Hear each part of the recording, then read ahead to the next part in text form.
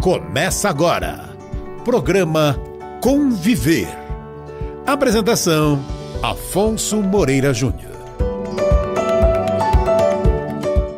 Olá, você que nos acompanha pela rede Boa Nova de rádio, pela TV Mundo Maior, emissoras da Fundação Espírita André Luiz, seja bem-vindo ao programa Conviver, inteiramente dedicado ao diálogo interreligioso.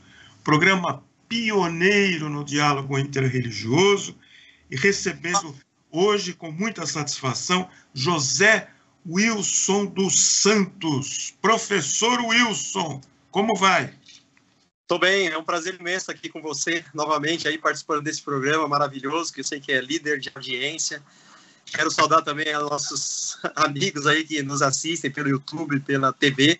Um grande abraço a todos e me sinto privilegiado de mais uma vez voltar aqui para participar desse programa aí, tão honrado aí, muito agradecido mesmo, tá bom?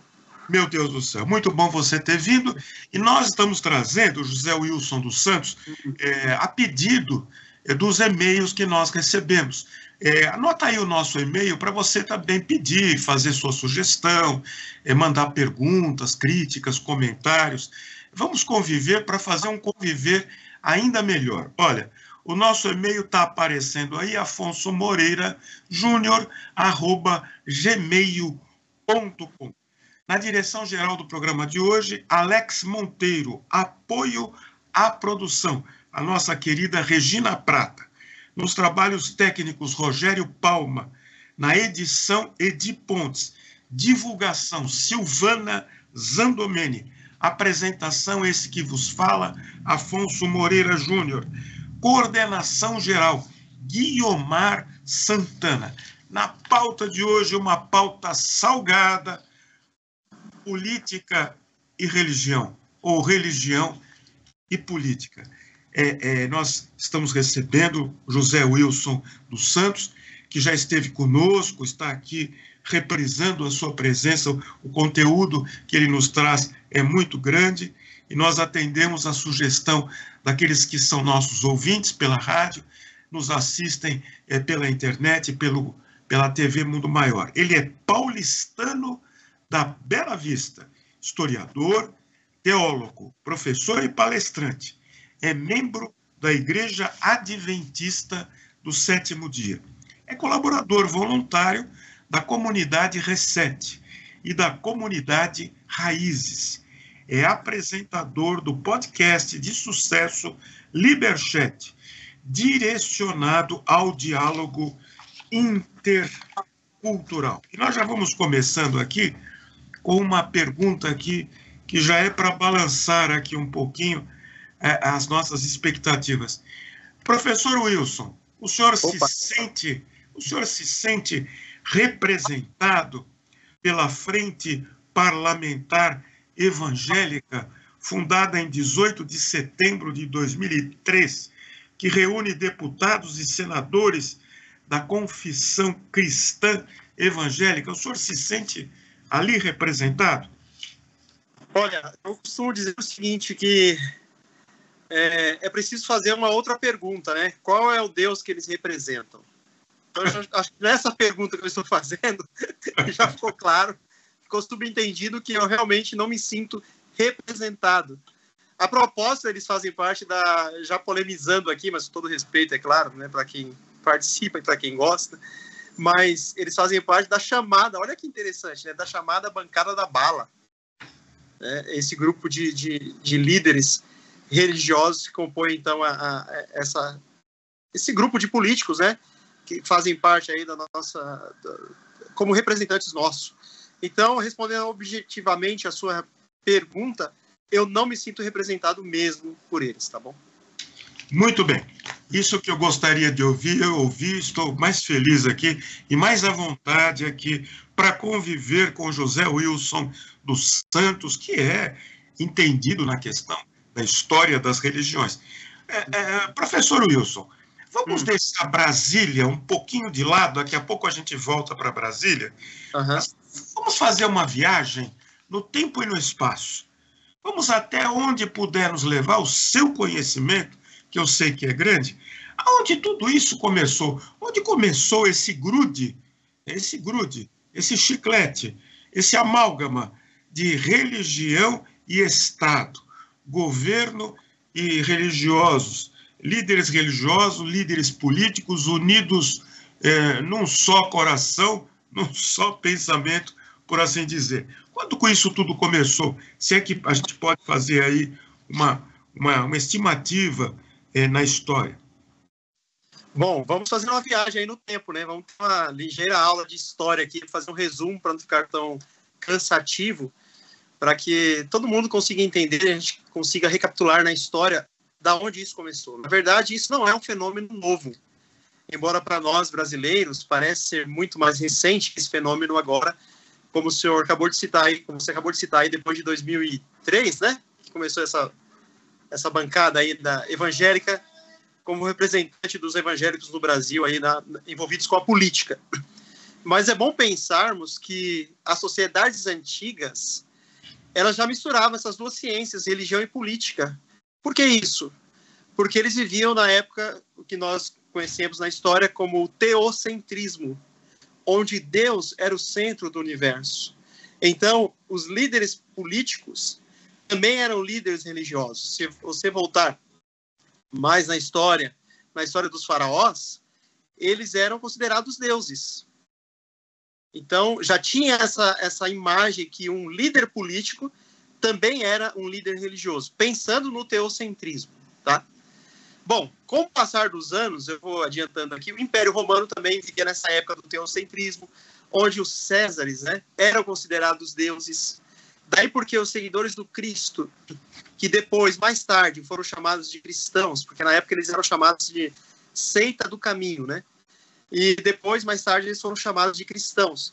Eles eram perseguidos porque eles não adoravam o imperador romano, eles adoravam o Cristo, né? Que eles, sendo o Deus encarnado, o Deus criador do universo. Também pensando no teocentrismo. Quando você vai já para a Idade Média, considerada como a Idade das Trevas, né? Quando Roma imperial também se torna Roma papal, aqui não é uma crítica aos irmãos católicos, cristãos, tá? É apenas um resumo histórico, com todo respeito a vocês, que eu amo muito. Minha família tem muitos que são católicos, meu avô era católico, tá? É apenas um resumo histórico aqui, então me entenda, ok? Nada de termos pejorativos, apenas um resumo da história aqui.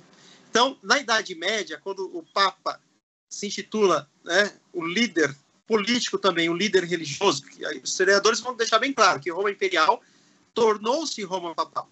Então, na Idade Média, o teocentrismo estava em alta, então o poder estava concentrado na mão da igreja.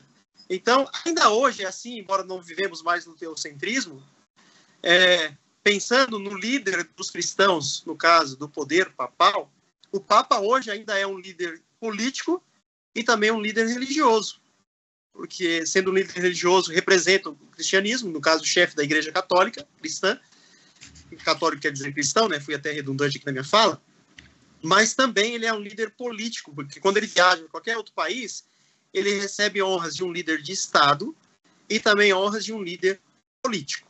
Então, essa ideia do teocentrismo, ela perdura até ali o que conhecemos, final da Idade Média, no início da Idade Moderna, que vem com os grandes pensadores. Talvez o nome que podemos destacar aqui seja Copérnico, né? Nicolau Copérnico, com o humanismo que surgiu na Europa e tal.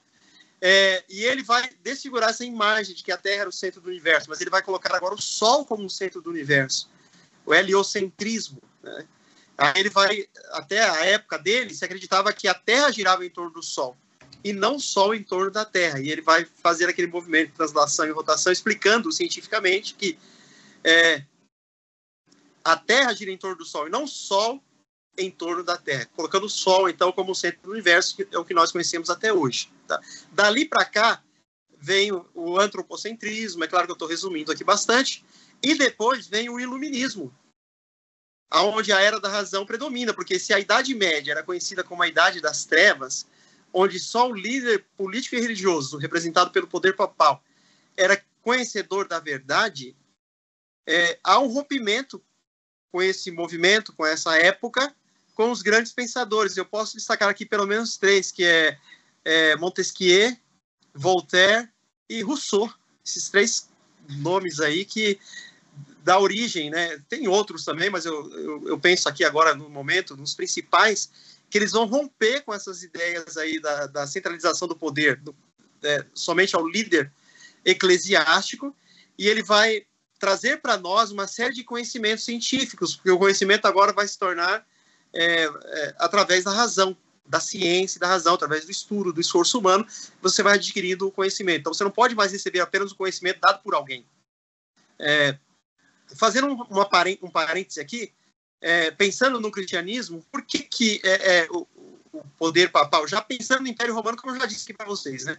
Mas quando você vai um pouquinho para o cristianismo, você vai ver que Agostinho, ele dá uma grande base para a teologia papal, quando ele escreve Cidade de Deus e Cidade dos Homens, né? A teologia papal como o líder político representante da cidade de Deus, que é um líder religioso também, e Cidade dos Homens, aqui é a terra que ele governa. Mas para se chegar até a Cidade de Deus, tem que passar pelo líder religioso. Então ele acaba governando as 2 cidades, a cidade terrena e a cidade espiritual. E aí, como eu estava voltando para o iluminismo ele tenta romper com isso. Por exemplo, Montesquieu, ele era a favor da liberdade de expressão, da liberdade religiosa. Ele baseava muito as suas ideias na Constituição inglesa, onde lá os cristãos já tinham liberdade de cultuar livremente, então já eram mais respeitados. Na Idade Média, ele sabia que quem opusesse aos ensinamentos da igreja era morto, era perseguido e tal. Então ele vem pregando essa liberdade. Aí depois vem Voltaire, né? Onde ele vai falar sobre o espírito das leis. E o Estado moderno que conhecemos hoje, né, ele divide o poder em legislativo, executivo e judiciário, o que acontece aqui no Brasil. Poder executivo, né, legislativo, né, e judiciário. Ele divide, ele entende que o Estado tem que estar separado da igreja. É o Estado moderno que nós conhecemos hoje. Ele vai trabalhar um pouco sobre o espírito da lei. E o Rousseau, ele vai trabalhar um pouquinho ele escreve sobre o contrato social, ele vai trabalhar um pouquinho sobre as questões sociais, ele vai dizer que as sociedades privadas, ela é a causa da desigualdade social. Então, há um rompimento com o iluminismo, através do iluminismo, rompe-se com o teocentrismo. Voltando para o que estávamos falando no início, parece-me que agora essa bancada evangélica quer voltar ao teocentrismo. Eu acho que eu tentei resumir o máximo aqui, porque é muita coisa, eu tentei sintetizar, não sei se ficou bem explicado aí, mas acho que deu para você entender. Não, foi um mergulho, um mergulho bem rápido aqui. Agora nós já estamos lá no fundo. O professor José Wilson dos Santos, ajuda a gente aí. Houve um determinado momento, a gente sabe lá, isso começou com Constantino, nos anos 300, em que cristãos deixaram de ser perseguidos para serem perseguidores logo a seguir. Se é que é possível, pelo seu conhecimento, sem muitas preocupações de datas, mas para entender a situação, houve um momento em que o Todo-Poderoso, o César lá da hora, ele dizia, acabou, agora o negócio mudou, o jogo virou. Quando houve esse jogo virou, naturalmente havia, nessa intenção dele, uma apropriação de poder. Claro, ele não ia entregar a rapadura assim desse jeito, sem que não houvesse um interesse de Estado por trás de tudo isso. Agora, a pergunta que não quer calar, e por parte dos cristãos, houve uma adesão assim, como é que se diz, aquela adesão de primeira hora, sem questionamento, não houve nenhum movimento, nenhuma voz que dissesse, dai a César o que é de César, dai a Deus o que é de Deus. Jesus disse, meu reino não é desse mundo, gente, nós estamos entrando numa fria. Não teve uma voz que gritasse na multidão, porque é um momento decisivo, professor. Bom, é complexo, né? Você deu uma viajada aí no tempo e chegou onde eu queria chegar, né? No final da sua fala. Bom, pensando em Constantino, como você disse, né? Você citou Constantino aí. Constantino, na verdade, ele foi um grande político, ele era um grande político. Antes da batalha às margens do rio Múvio, quando o pai dele havia falecido, ele e o irmão dele disputavam quem seria o imperador, conta-se a história, alguns historiadores vão dizer que isso é verdade, outros vão dizer que foi inventado, foi escrito depois, tal, que ele teve uma visão, então a história é essa, né? Diz que ele teve uma visão às margens do rio Múvio, aonde ele viu um signo, aonde um símbolo, né, que chama-se, do latim signo, né? Como se fosse a cruz de Cristo. Ele atribuiu, um XP, na verdade, que eu não tenho aqui, talvez a edição aí dê para mostrar, um XP. E ele atribuiu esse símbolo que ele teve na visão, antes da batalha, né, que era o símbolo dos cristãos, da cruz de Cristo, representava o cristianismo. E ele ouviu uma voz, nessa visão que ele teve, dizendo o seguinte: sobre este signo vencerás. Então ele atribuiu que era Deus o chamando para a batalha, que a vitória seria dada através do Deus dos cristãos. É bom a gente ter sempre em mente que naquela época todo mundo era religioso, praticamente. Não existiam pessoas que não estavam envolvidas com a religião. O teocentrismo perdurava ali, era iminente, né? Bom, então ele vence. Então, antes da batalha, ele mandou cunhar nas espadas, nos escudos dos soldados, o símbolo XP, o símbolo da cruz do Cristo. E, resumindo a história, todo mundo sabe que ele acabou ganhando a batalha. Os cristãos eram perseguidos. Por que eram perseguidos? Porque, primeiro, como eu disse na primeira fala, eles não adoravam o imperador, certo? Segundo, porque eles se reuniam de maneira secreta. Então, não era tanto por motivos religiosos. O imperador não estava assim preocupado. Que religião? Eles adoram o Deus Sol. Eles adoram o Cristo que veio encarnado. Eles guardam o sábado, guardam o domingo. Eles não estavam preocupados com isso. Estavam preocupados com a questão política. Pensa sempre político e religioso ali. Religião e política sempre juntos ali. Então, como eles se reuniam nas casas, era uma reunião secreta, e o Estado não sabia o que acontecia nessas reuniões, poderia se levantar, ter um levante para querer tomar, né, o imperador, derrubar o imperador e tal. Então, por esse motivo, esse era o principal motivo que eles eram perseguidos. Após a vitória de Constantino, aí inverteu o jogo, como você disse aqui na sua indagação aqui, né, na nossa conversa aqui. O que aconteceu, então? Uma vez que ele ganha, Constantino ganha, em nome do Deus dos cristãos, ele falou assim, bom, agora os cristãos não serão mais perseguidos. Então, não é que Constantino, isso é importante a gente lembrar, não é que Constantino, naquele momento ainda, a religião oficial do Império não se tornou o cristianismo. Mas Constantino, no ano, acho que 313, no Edito de Milão, ele faz esse edito, promulga esse edito, e ele agora dá liberdade a todas as pessoas ali, sob o seu comando, de cultuarem livremente a sua religião, certo? A religião oficial do Império Romano só vai se tornar cristã a partir de Teodósio I, se não me falha a memória, no ano 380 da nossa era, ou seja, um pouco mais à frente de Constantino. Constantino vai abrir nas portas ali. Fato é que tudo isso era por questões políticas, né? Constantino queria tornar o Império unificado, e aí depois tem outras questões aí que ele acaba dando mais preferência aos deuses cristãos, daí dá o surgimento das igrejas, dos templos, né? Porque os chamados pagãos, como a história assim os retrata, eles não adoravam, eles adoravam o Deus nos templos. Só que depois que a religião cristã se torna oficial do Império, olha só, eles falam assim, agora não há mais necessidade dos cristãos se reunirem de maneira secreta, porque não haverá mais perseguição aos cristãos. Agora vocês podem se reunir livremente à luz do Estado, ou seja, nós queremos participar do culto de vocês. Não precisa ser mais em particular.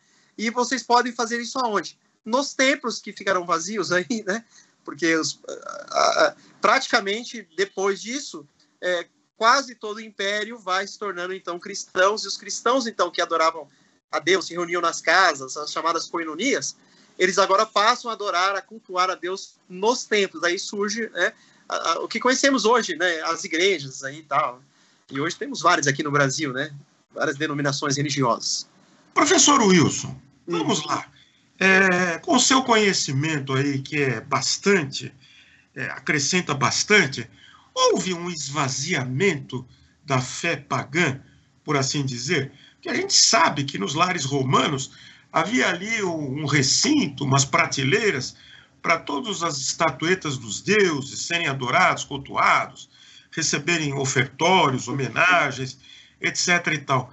Houve um esvaziamento dessa fé, dessa crença religiosa pagã, e se houve, é possível identificar o ponto de esvaziamento, o que causou isso? Porque houve um momento que a gente sente que os caras olharam para aqueles deuses de pedra e disseram, pô, isso aí não vale nada, isso é uma porcaria, isso não me atende, isso aí já era. Mas até então, aquilo ali era o máximo, não é? Eram os ícones religiosos. É possível identificar um ponto de ruptura, de esvaziamento dessa fé que naturalmente deu uma abertura aos cristãos? Eu penso que esse esvaziamento se deu realmente após Constantino ter se tornado imperador. Com ele, já vai se dando um certo esvaziamento, né? Até porque depois, olha o detalhe, por exemplo, os chamados pagãos, o dia que eles adoravam, o principal dia de culto dos pagãos era o domingo, que do latim era chamado Venerabilis Dies Solis, ou Venerável Dia do Sol. Então era o culto principal. Os cristãos, né, os chamados cristãos, seguidores do Cristo, eles adoravam a Deus como os judeus, no sábado. No sábado. Mas eles eram a minoria. Eles eram a minoria. Então, se não me falha a memória, depois Constantino ali, por volta do ano 323 até o ano 380, Constantino vai dizer o que para os cristãos? Uma vez depois Teodósio lá implementa no Império a religião cristã como oficial do Império, ele vai dizer o seguinte, e eu diria, Afonso, que talvez nem houve assim uma tanta ruptura, talvez a gente poderia dizer aqui que houve talvez um sincretismo, né? Tá? Eu acho que seria acho que uma ruptura assim da história. Sempre tem um povo que sempre vai permanecer fiel, chamado de remanescente, né? Nem todo mundo vai aderir a todas as coisas no mesmo tempo. Aqueles que ficarem como minoria no Império tirano do ditador vai sofrer as consequências, mas sempre tem os fiéis ali. Então o que acontece? Ele falou assim, bom, se os cristãos são minorias e eles adoram o Deus no sábado, mas a maioria dos meus súditos aqui, né, dos meus subordinados, eles são pagãos e já estão acostumados a adorar o Deus Sol no domingo, é muito mais fácil eu convencer a minoria a se tornar com a maioria, é óbvio, né? E então, praticamente, ele muda o dia de guarda, né, do sábado para o domingo. Então, todo mundo começa a cultuar o Deus dos cristãos num dia diferente que eles estavam acostumados. Aí eles passam a cultuar, então, no domingo. Então, eu não sei se eu posso dizer que houve uma ruptura geral, entendeu? Porque até hoje existem pessoas que adoram outros deuses, né? E os outros povos continuaram adorando. A gente está pensando aqui no Império Romano. Mas eu acho que ele lá no Império ele tentou assim, unificar o Império, tornando assim mais uma maneira um sincretismo. Com respeito às imagens, é possível, se não me falha a memória, tem alguma fonte que vai dizer que as imagens dos templos foram retiradas, tá? Então percebe, né? Um cede aqui, não tem imagem para os cristãos, mas o dia de guarda vai ficar sendo o mesmo dia dos pagãos. Então, por isso que eu digo que há, na minha visão, posso estar totalmente errado, tem pessoas que pensam diferente, na minha visão, na minha opinião, houve mais um sincretismo do que uma total ruptura, entendeu? Um bom exemplo disso, professor, seria o dia de Natal. Também, exatamente. Hoje, para os nossos dias, né? Porque que é o dia do solstício, né? Dia do nascimento do sol. Tem a ver também com o nascimento do sol. A gente não sabe qual é a data que o Cristo nasceu. O nosso calendário está com, basicamente, 4 anos de atraso. Tá? A gente não tem a data exata do nascimento do Cristo. Aí houve um sincretismo também referente à data. Bom, se o sol nasceu dia 20, era o solstício, né? Que os pagãos acreditavam que o sol nascia dia 25 de dezembro. Então vamos colocar o nascimento do Cristo também para o dia 25 de dezembro e tal. Exatamente, foi um bom exemplo que você lembrou aí. Também. Professor, nós estamos conversando com o professor José Wilson dos Santos, historiador, teólogo, professor e palestrante, membro da Igreja Adventista do Sétimo Dia. Tem muita coisa aqui para a gente revirar aqui na caçarola, tá tudo aqui no nosso embrólio. Mas antes de qualquer coisa, vamos à Inglaterra, Vamos à Inglaterra. Henrique VIII. Esse homem aí peitou os líderes do cristianismo, afrontou essa turma toda para satisfazer necessidades pessoais, para não entrar em maiores detalhes. Como é que você coloca essa? Porque aí me parece que há um exemplo, claro, o Vaticano é mais para frente, mas aí parece que há um exemplo muito sólido de que Estado e religião são a mesma coisa. Aí já não é nem amálgama, aí é um corpo só. Henrique VIII e a religião são indissociáveis. Ele poderia dizer, como Napoleão Bonaparte, eu sou a religião, eu sou a sua religião. Como é que fica isso aí, Wilson? Até o imperador Constantino vai dizer, né? Há um Deus no céu e um imperador na terra, né? É a mesma ideia, né? Como diz a outra frase, né? Tá morto o rei, mas vive um rei. Ou seja, não mudou o sistema de política e religião junto. Mudou talvez a estrutura. Tipo, eu rompo, mas eu continuo com o mesmo sistema, entendeu? Ele rompe com a igreja, porque a igreja não apoiou, no seu caso, extraconjugal. No caso de Henrique VIII, certo? E ele funda a igreja anglicana, né? Católica anglicana lá. Mas o sistema continuou o mesmo. Ele continuou sendo o rei, né? Um chefe da nação, e também um líder, um papa, no caso, um líder religioso. Então, há um rompimento de um sistema que eu estava preso, mas o sistema permaneceu o mesmo. A estrutura permanece a mesma. Conseguiu me entender? Muito bem colocado, muito bem colocado. Entendeu? Bom, e aí tem aqueles desdobramentos que a gente não vai entrar em detalhe, que não é o nosso foco aqui. Vamos um pouquinho avançando no tempo e no espaço. Vamos à Itália da Segunda Grande Guerra Mundial. O fascismo, Mussolini, o Papa abençoando os canhões. As fotos estão aí, a documentação, filmes, etc. e tal. E a religião católica apostólica romana vai ganhar efetivamente das mãos de Mussolini, como você vai colocar aqui para nós, essa graduação, ela vai ganhar não só o reconhecimento de religião oficial do Estado, mas ela vai ganhar espaço, ela vai ganhar domínio, espaço geográfico, exército. Como é que foi isso? Como é que foi essa tratativa? Muitas pessoas, professor Wilson, ignoram que isso aconteceu. Dá até impressão, porque, veja, não estudar a história é não entender nada do que está acontecendo agora. Eles acham que ele vai para Roma, ele vai ali na praça, vê os pombinhos, vê o Papa, acha que aquilo sempre existiu. Mas por trás de tudo tem um início, não é? Tem uma causa. Conta para nós, volta no tempo aí para nós e faz um retrato, se possível, dessa aproximação, que já não é nem aproximação. A igreja e Mussolini estavam dançando um tango juntos, se me permite a expressão. É verdade, né? É meio complicado assim, explicar de maneira muito rápida. Eu acho que fica muito vago. Não sei se é tão responsável tentar explicar assim de uma maneira rápida. Mas o fato é o seguinte, que a gente é difícil a gente às vezes entender esses fenômenos que acontecem, porque às vezes o líder, que ele é um líder político, um líder religioso, ele está fazendo negociações políticas e não necessariamente uma negociação religiosa. Mas como ele é representante religioso e um representante político, a religião anda junto com a política nesse caso. Então, é possível que em alguns momentos o chefe da igreja cristã, no caso, o poder papal, estava se unindo com Mussolini nas questões políticas. Tá dando para entender? Mas como ele também é um líder religioso, obviamente, e não tem como desassociar isso, obviamente que essas ditaduras, como o fascismo na Alemanha com Hitler, né, Mussolini também, que foi um grande ditador também, a igreja, no caso, o chamado cristianismo, eu vou dizer já logo assim, né, acaba apoiando esses movimentos.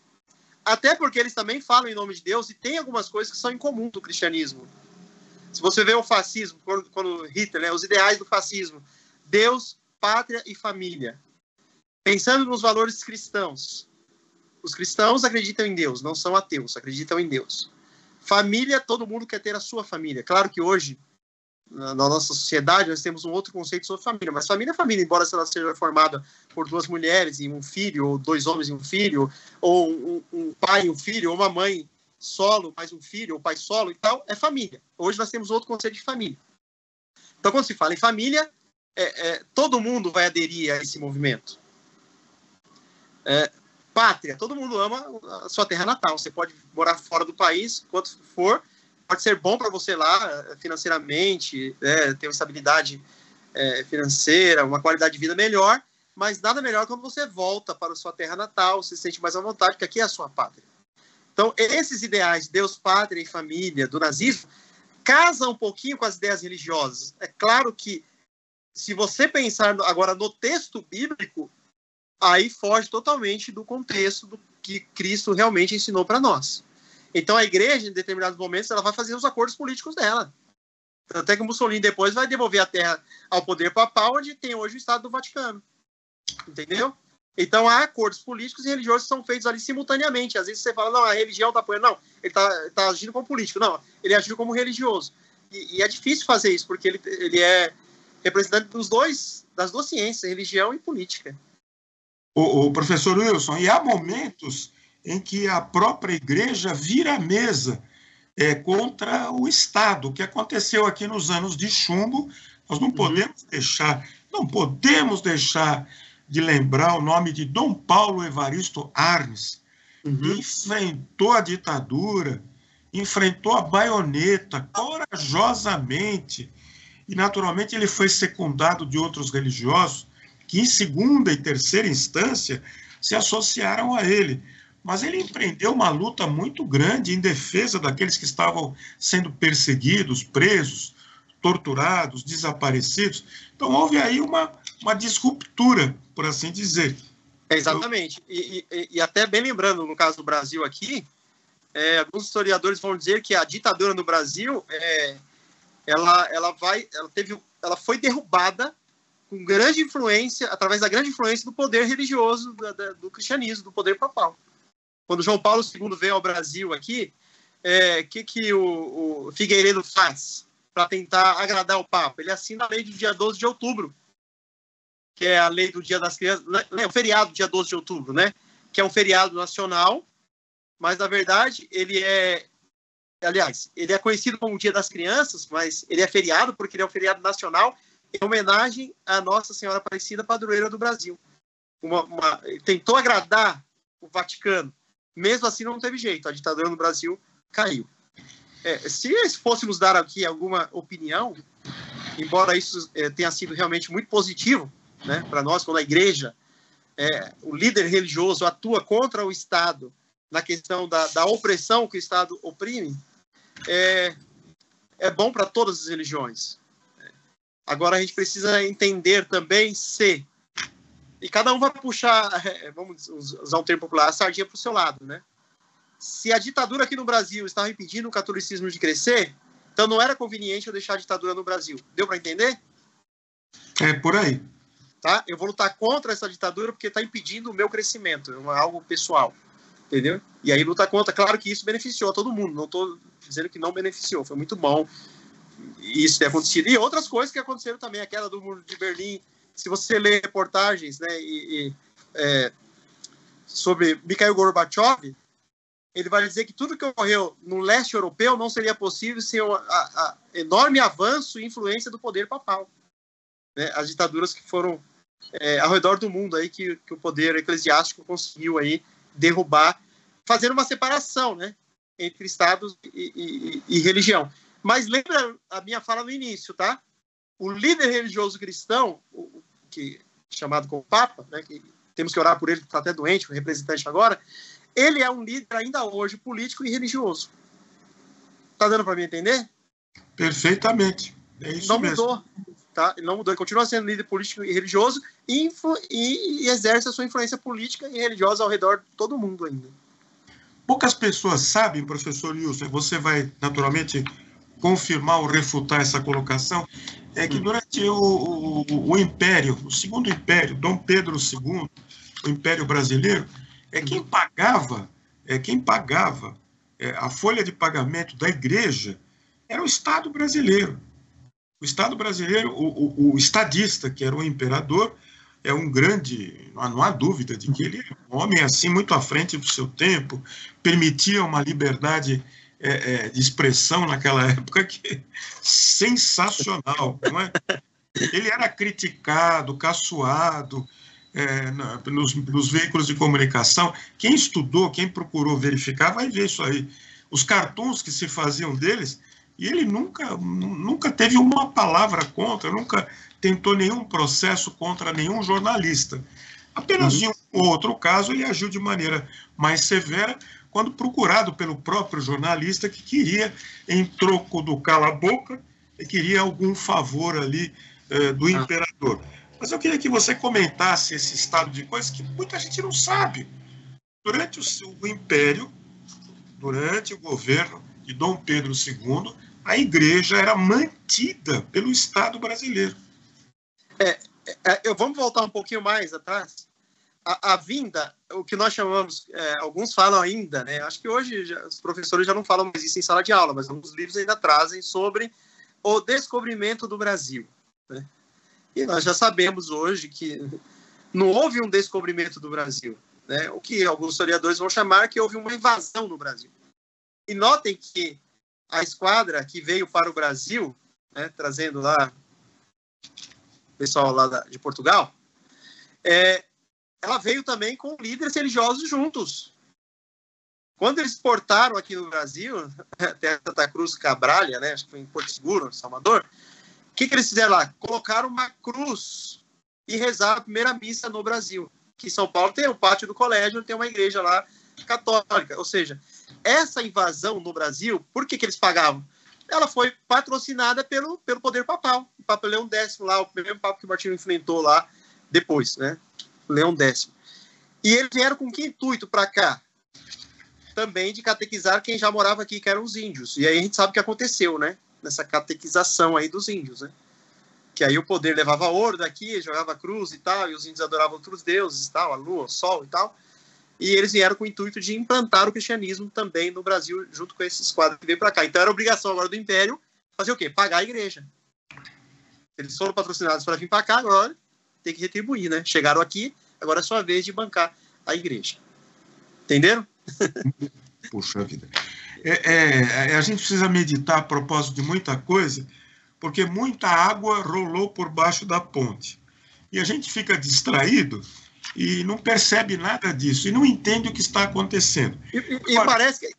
Só um minuto aqui, me permite. Parece que a gente viajando aqui na história, parece que nada mudou, né? Mudou tudo, e parece que nada mudou. Dá para perceber? Parece que nós continuamos de uma maneira diferente, vivendo o mesmo período. Tomaso de Lampedusa, é preciso que tudo mude para que tudo fique a mesma coisa. Il Gato Pardo. Bom, vamos em frente. Me diz uma coisa, professor José Wilson dos Santos. Em 2026, agora é muito sério o negócio aqui. Em 2026, 35,8%, ou seja, 40% dos brasileiros estarão assim engajados na condição de protestantes, de evangélicos. Segundo as estimativas, aliás, publicadas recentemente no jornal Estado de São Paulo, cerca de 78 milhões de brasileiros irão se declarar evangélicos e, naturalmente, seguir o posicionamento político, religioso dos seus líderes que estão aí por toda parte. Como é que você está vendo o poder, o Estado brasileiro, a partir desta influência que é bastante grande e significativa, e até eu acredito, professor Wilson, que esse número ainda vai ser ainda maior. O que você me diz de tudo isso? Bom, há um fenômeno aí, os sociólogos vão explicar muito bem. Está saindo um livro aí do jornalista, acho que ele é colunista da Folha, chamado Júlio. Eu esqueci o sobrenome dele. Parece que é Júlio ou Juliano o nome dele, chamado Crentes. Ele está estudando esse fenômeno aí dos cristãos aqui no Brasil envolvidos com a política. Mas devemos lembrar o seguinte, Afonso, que esse fenômeno não é do Brasil. é um fenômeno que está ocorrendo mundialmente. Você viu na Alemanha agora, né, a votação que teve lá, como foi forte a extrema-direita lá, recebeu muitas votações lá. E é interessante, ainda hoje eu estava dando uma pesquisada sobre o que eu ia falar aqui, que os evangélicos, eles estão muito adeptos da extrema-direita. Isso me choca muito. Me deixa muito preocupado. Você perguntou o que você acha sobre isso. Me deixa preocupado, sabe por quê?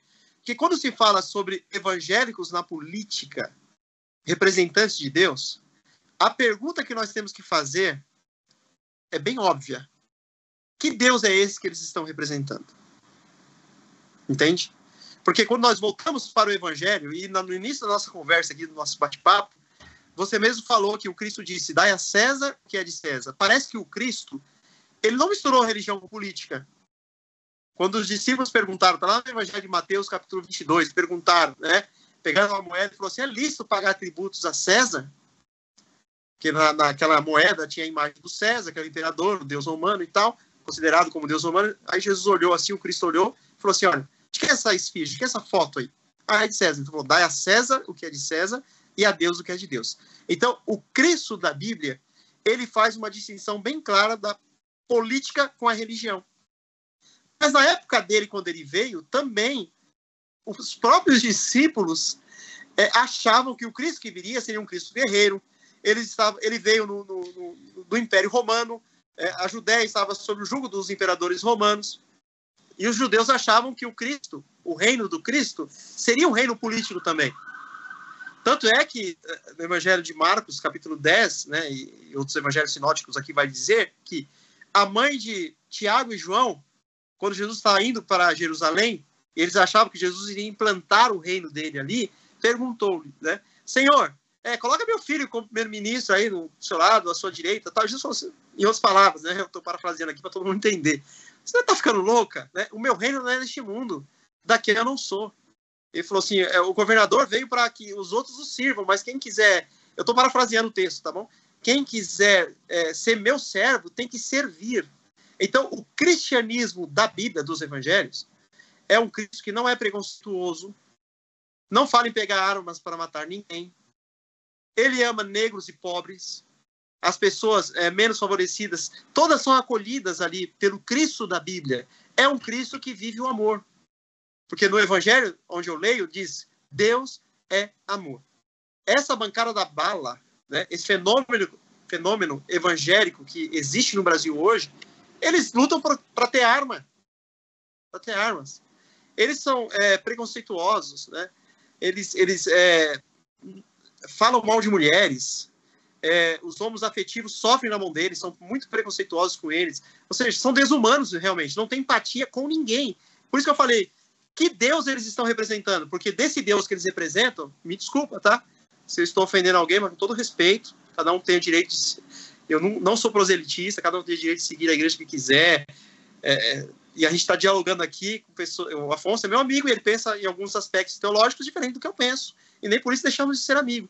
Mas esse Deus que eles representam não é o Deus, Afonso, que eu leio nos evangelhos. Tá? Então eu vejo muito preocupado esse fenômeno e eu me pergunto, e não acho uma resposta, por quê? Aí eu poderia... Eu sei que você quer falar, mas veio uma ideia aqui, eu quero falar. Talvez seja porque esses que se denominam evangélicos, eles não leem mais a Bíblia. Tá? Porque se eles voltassem para o estudo da Bíblia... Um dia eu conversei com uma senhora, estava lá no Rio de Janeiro fazendo um trabalho evangelístico e uma senhora conversando com ela, eu falei, quanto tempo a senhora é evangélica? Ela falou, há 18 anos eu sou evangélica. Eu falei, você conhece a Bíblia? Então a senhora já leu muitas vezes a Bíblia. Ela falou, meu filho, eu nunca li a Bíblia. Tudo que eu sei foi o que o pastor me ensinou. Eu falei, não, mas o próprio Cristo alertou, um cego guiando outro cego, caímos da cova. Então, eu costumo dizer, e o Cristo alertou sobre os falsos profetas. E eu digo que o falso profeta não é questão teológica, é uma questão gramatical. Eles estão interessados nos bens das pessoas, no dízimo que elas estão ali para oferecer, nas ofertas que elas estão para oferecer, e não no bem espiritual da pessoa, na salvação da pessoa. Por isso que eu falo que é uma questão gramatical. Eles estão interessados nos bens e não no bem espiritual das pessoas. Professor José Wilson dos Santos, eu só queria acrescentar, se me permite, no Espiritismo com Allan Kardec, nós votamos no candidato que tenha condições de atender às nossas necessidades políticos, religiosas, sociais, de saúde, de segurança, enfim. Nós não escolhemos o candidato pela religião. Tanto é que nós temos pouco destaque de presença político-religiosa espírita com Allan Kardec nas representações. A gente vota naquele que a gente considera que é do nosso coração, da nossa razão, e vamos em frente. Nós gostaríamos de continuar essa colocação, mas para terminar o seguinte, não usamos no Espiritismo com Allan Kardec, a tribuna espírita, a casa espírita não é local de pregação política.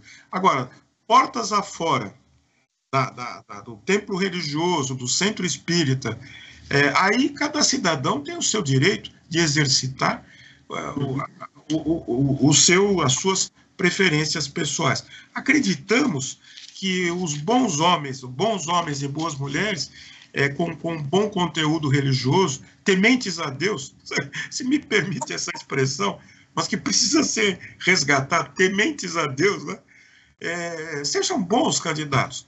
Eu queria que você encerrasse, Wilson, parabéns aí pelas suas colocações, nos ajudou bastante com as suas considerações, que não são finais, são semifinais, que você vai voltar. Tá, eu quero agradecer mais uma vez a participação, agradecer você que estava me ouvindo, assistindo pela internet, ouvindo pelo rádio, né, assistindo o programa aí do Afonso. Afonso, muito obrigado mais uma vez. Eu queria fazer uma consideração aqui importante que você me fez lembrar aqui, eu acho que é oportuno. Eu não sou contra nenhum religioso se tornar um político. Não sou contra.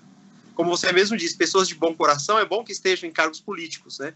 Mas que sejam verdadeiros cristãos. O que eu sou contra é eu, sendo um cristão e sendo um político, querer impor a minha religião ao Estado. Aí eu sou contra. Porque aí eu acabo sendo preconceituoso com as outras denominações e acabo achando que só eu tenho a minha verdade, só a minha religião é a única verdadeira e as demais, então, não tem mais importância.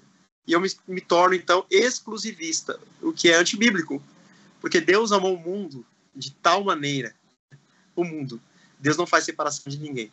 Deus ama todos. E na Bíblia você vai ver exemplos de pessoas que eram religiosas e eram políticos, mas nem por isso implantaram a sua religião. Por exemplo, José, que foi governador do Egito, ele não implantou o judaísmo lá. Ele continuou sendo governador do Egito, né? Foi um bom governador, mas não implantou o judaísmo no Egito. Tanto é que hoje lá não é um estado judeu até hoje, por causa de José. Então, é essa observação que eu queria fazer, tá bom? Seja um bom religioso e um bom político, mas separe as coisas aí. Por favor. Por favor. Pelo amor de Deus. O programa Conviver vai ficando por aqui. Até a próxima semana, se Deus quiser. Eu sou paz, eu sou luz, eu sou saúde. Muito obrigado.